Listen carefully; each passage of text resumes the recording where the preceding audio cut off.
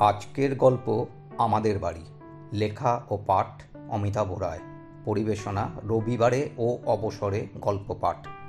আজ মানে 8ই মার্চ 2025। আমাদের বাড়ি সাজানো হচ্ছে বিভিন্ন রঙের বেশ কিছু গাঁদা ফুলের মালা দিয়ে। কম খরচে যতটা সম্ভব সুন্দর করে সাজানো যায় আর কি। আজ আন্তর্জাতিক নারী দিবস, অন্যদিকে এ বাড়ির এনজিও সংস্থার প্রতিষ্ঠা দিবস। বাড়িটা নবকুমার বাবুর পৈতৃক বাড়ি। বর্ধমান স্টেশন থেকে প্রায় 10 কিলোমিটার দূরে অজিপ্রতা নামে এক অখ্যাত গ্রামে। জমি, বাগান, পুকুর আর বাবা, কাকা, জ্যাঠা, পিসিদের ছেলেমেয়ে সহ জমজমাট দিনগুলো কাটত। শিক্ষিত সব ছেলেমেয়েরা পড়াশোনা বা চাকরির সূত্রে বিদেশে কিংবা দেশের বিভিন্ন প্রান্তে স্থায়ী অস্থায়ী ঘর বেঁধেছে। নবকুমার বাবু সবাইকে তাদের সঠিক প্রাপ্যগণ্ডা বুঝিয়ে দিয়ে পুরো সম্পত্তিটা নিজের নামে করে নিয়েছিলেন। আজও নিজের দূরদর্শিতার থেকেও কপরের গুণগান করেন। নবকুমার বাবু কেন্দ্রীয় সরকারের অধীনস্থ কলকাতার এক অফিসে উচ্চ পদে আসীন ছিলেন। বদলির সূত্রে দেশের বিভিন্ন প্রান্তে কাটিয়ে এসেছেন। একমাত্র ছেলের পড়াশোনায় যাতে কোনোভাবেই ক্ষতিগ্রস্ত না হয় সেজন্য কলকাতায় একটা বাড়ি ভাড়া করেছিলেন।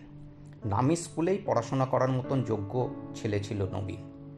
দিন কাটার সঙ্গে সঙ্গে আরও উজ্জ্বল হয়েছে সে। ইঞ্জিনিয়ারিংয়ে দেশি আইআইটি আর MBA-র বিদেশি ডিগ্রি নিয়ে নবীন অল্প বয়সেই অফিসের উচ্চ পদে বসেছে। কয়েকটা বছর বাদে ওকে বিয়ের জন্য চাপাচাপি করতেই তার ভালো লাগার পাত্রীর নামটা জানালো, সীমা। আরও জানালো সীমা ওর ইঞ্জিনিয়ারিং পড়ার সময়কার বন্ধু। সৎ মায়ের হাত থেকে যেন ওকে বাঁচাতেই যৌথ পরিবারের সবাই ওর পাশে দাঁড়িয়েছিল। ফলে ওর বাবা স্ত্রীকে নিয়ে বাড়ি ছাড়া হলেন, এমনকি বিদেশে চলে গেলেন। আজও তার কোনো খবর নেই। সীমার বিয়ের কথা উঠলেই ওর বাড়ির সবাই খুব উৎসাহী হয়ে উঠত। ফলে নবীনের সাথে বিয়ের কথাবার্তা উঠতেই বাড়িতে সেদিন থেকেই যেন সানাইয়ের সুর বাজছিল। আজ এ বাড়ির অনুষ্ঠানের মূল কাণ্ডারি সীমা। নবকুমার বাবু আর তার স্ত্রী অমৃতা নিজেদেরকে সীমার হাতে সঁপে দিয়েছেন। তার চেয়ে সঠিকভাবে বলা ভালো, সীমা ওনাদের এক মুহূর্ত চোখের আড়াল করে না। আইনগত কোনো অধিকার নেই, কিন্তু মানসিকভাবে এক অবিচ্ছেদ্য বন্ধনে জড়িয়ে গেছে দুপক্ষই। একদিন হঠাৎ খবর এসেছিল, প্রবল বৃষ্টির মধ্যে মোটরসাইকেলে বাড়ি ফেরার সময় একটা বেসামাল লরি সজোরে ধাক্কা মারে নবীনকে। শরীরটা হাসপাতালে কাটা ছেঁড়ার পর বাড়িতে আনা হয়েছিল, কিন্তু ওকে চেনার উপায় ছিল না। সীমা নিজের চোখের জল যেন পরবর্তী জীবন অধ্যায়ের জন্য জমিয়ে রেখেছিল। নবকুমার বাবু আর অমৃতা ম্যাডাম অচৈতন্য অবস্থায় প্রায় শয্যাশায়ী। সীমা নিজেই ফোন করে ডাক্তারবাবুকে ডেকে নিয়ে এনে ওনাদের সাময়িক সুস্থ করার ব্যবস্থা করল, আর তারপর অনুমতি নিল মৃতদেহ শ্মশানে নিয়ে যাওয়ার আগে সীমাকেই নবীনের মুখাগ্নির দায়িত্ব দিল নবকুমার বাবু। অমৃতা ম্যাডাম তাতে আন্তরিক সায় দিল। আরও 2-3 বছর কেটে গেছে। সীমার বাড়ির সবাই যখন বুঝল ওর আর বিয়ে করার কোনো ইচ্ছা নেই, ওদের আসল চেহারা বেরিয়ে এলো। ওনাদের ধারণা ছিল নবীনের স্ত্রী হলে সীমা নিশ্চিত পৈতৃক বিষয় সম্পত্তির ভাগটা ছেড়ে দেবে। কিন্তু বুদ্ধিমতী সীমা খাবার ব্যবস্থাটাও আলাদা করে ওদের মাঝে অদৃশ্য পাঁচিল তুলে দিল। সত্যিকারের অনাথের জীবনই হয়ে যেত যদি না নবকুমার বাবু এবং অমৃতা ম্যাডাম ওকে বাড়ির বউ করতে না পারলেও মেয়ে হিসাবে গ্রহণ করে নিতেন। নবীন জীবিত থাকা অবস্থাতে বাবা, মা আর সীমাকে নিয়ে মাঝে মাঝেই বিভিন্ন অনাথ আশ্রমে যেত। সবাই খেয়াল করেছে, বিশেষ করে ছোট অনাথ মেয়েদের প্রতি ওর আলাদা ভালোবাসা আর টান আছে। সেই কারণেই ওর প্রথম মৃত্যুবার্ষিকীতে এই আমাদের বাড়ির শুভারম্ভ। আগে এটা সেনবাড়ি নামে প্রসিদ্ধ ছিল। জীর্ণ সাদা মার্বেল ফলকটা তুলে নতুন ফলক লাগানো হয়েছে। ভবিষ্যতের পরিকল্পনায় ছিল সবাই যাতে একে আমাদের বাড়ি বলতে পারে। আনুষ্ঠানিক শুরুর দিন সকালে হাঁটতে যাওয়ার সময় ঠিক দরজার সামনে ওনারা সদ্যজাত এক কন্যাকে কুড়িয়ে পান। অনেকটা কার্তিক ঠাকুর বাড়ির দুয়ারে ফেলে গেলে যেমন হয় আর কি। সংস্থার অনাথ শিশুদের পালনের জন্য আইনানুগ খুঁটিনাটি সমস্ত ব্যবস্থা আগেই করে রেখেছিলেন। দেখতে দেখতে 15টা বছর কেটে গেছে। প্রথম 10টা বছর শুধু কন্যা সন্তানদের পালন করেছিলেন। এনাদের ব্যবহার এবং গ্রামের প্রতি অবদান গ্রামবাসীদের অবাক করে দিত। তাদের অনুরোধেই গত 5 বছর ধরে অনাথ পুত্র সন্তানদেরও আশ্রয় দেওয়া হয়। আজ সে সংখ্যা প্রায় 30 জন হয়ে গেছে। তবে প্রথম কন্যাটি রুমেলা এবাড়ির বড় মেয়ে হিসাবে স্বীকৃতি পেয়ে আসছে।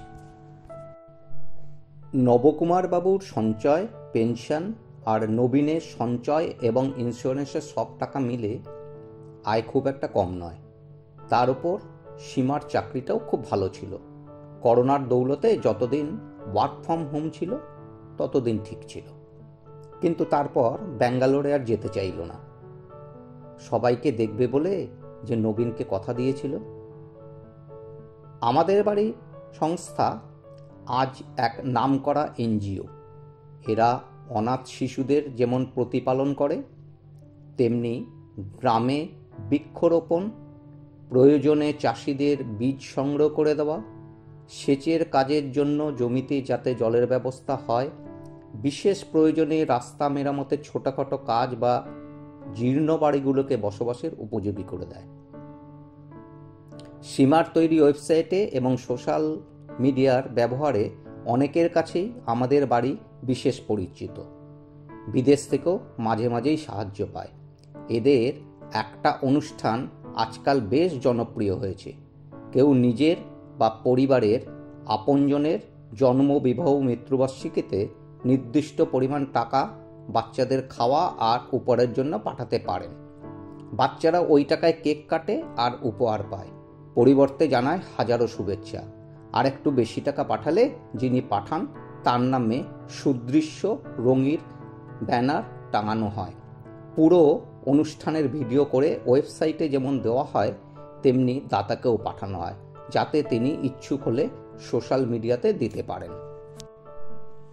সীমা খেয়াল করেছে গত মাসে সুমিত নামে এক প্রবাসী বাঙালি তার জন্মদিন উপলক্ষে ব্যানার ছাড়া একটা অনুষ্ঠান করতে বলেন। তিনি অতিরিক্ত টাকা দিতে চাইলেও সংস্থার নিয়ম অনুযায়ী সে টাকাটা নেওয়া সম্ভবপর হয়নি। ওনার জন্মদিনের ভিডিও দেখার পর আপ্লুত হয়ে তিনি আরেকটা অনুরোধ করেন, যদি এ সংস্থার কোনো শিশুর জন্মদিন পালন করা হয় তবে তিনি নিজে উপস্থিত থাকবেন। কারণ এরা অন্যের জন্মদিনে কেক কাটে, মোমবাতি জ্বালায়, গান করে, হাততালি দেয়, শুভেচ্ছা জানায়, কিন্তু নিজের জন্মদিনের উৎসবের উপলব্ধি করতে পারে না। সীমা ফেসবুক খুলে সুমিতের অনেক কিছুই জেনেছে। নবীনের সাথে পড়াশোনা, চাকরি, মানসিকতার ভীষণই মিল। এ বিষয় নিয়ে নবকুমার বাবু আর অমৃতা ম্যামের সাথে অনেক আলোচনা করেছে। আজকের তারিখে রুমেলাকে পাওয়া গিয়েছিল আর আজই ও ঋতুমতী হয়েছে। দিনের বেলা বাৎসরিক উৎসব আর আজ রাতেই ওর 15 বছরের জন্মদিন পালন হবে, কিন্তু বাচ্চাদের চমক দেওয়ার জন্য কাউকেই কিছু জানানো হয়নি। সুমিতকেও আমন্ত্রণ জানানো হয়েছে। আসলে ওর অনুরোধেই এই জন্মদিনের অনুষ্ঠানের আয়োজনের কথা সবার মাথায় এসেছে। আজ শনিবার। সুমিত পুনে থেকে ফ্লাইটে উঠেছে প্রায় ভোর রাতে। এখানে দুদিনের ছুটি নিয়ে আসছে। সীমা ফেসবুকে সুমিতের অনেক ছবি দেখেছে। চেহারায় নবীনের সাথে বেশ মিল আছে। সেই ইঞ্জিনিয়ারিং আর ম্যানেজমেন্ট করা ছেলে। একবার দেখলে আর পরিচয় করিয়ে দিতে হবে না। বেলা প্রায় 12টা বাজল। সকালের বার্ষিকী অনুষ্ঠান কিছুক্ষণ আগে শেষ হয়েছে। এবছর গ্রামের লোকেদের দিনের বেলার পরিবর্তে রাতের খাওয়ারের আয়োজন করা হয়েছে। হারিয়ে যাওয়া নবীনের এক অনন্য রূপ ও গুণবানকে দেখার প্রবল আগ্রহ কদিন ধরেই সীমার মাথার মধ্যে ঘুরপাক খাচ্ছে। তাই সীমা নিজের অজান্তেই বারবার দরজার দিকে তাকাতে লাগলো।